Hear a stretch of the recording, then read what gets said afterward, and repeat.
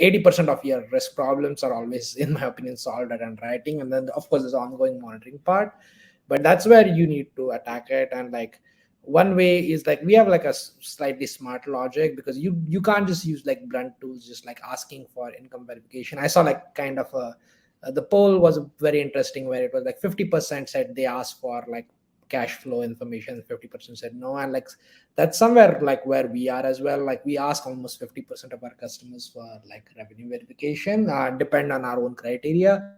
And that's where like tools like Inscribe come in. And like I love this X-ray feature. It's like so good. I'd like before we use them, like it used to take us like an hour to do bank document verification, and like it's like automated, it goes end to end, it's really fast.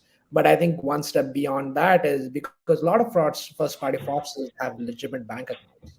Like how do you deal with that? Like one set of fraudsters you deal with, like they're tampering documents.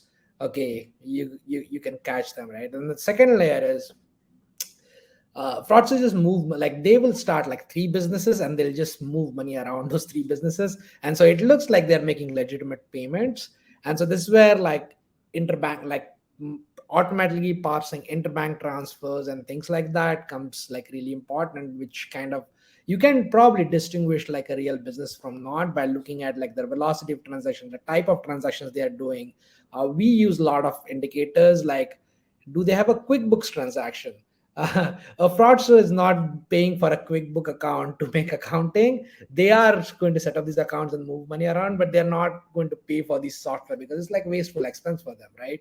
And so like those are like some additional signals we look. And like you can't do that manually because like scanning through a bank statement. And so like having some of the vendor insights which we leverage in Scribe for is also like really valuable for us, because that gives like a quick thing, and it reduces our review to like 1 or 2 minutes per customer. And that's where you need to be to really effectively dealing with some of the first party fraud.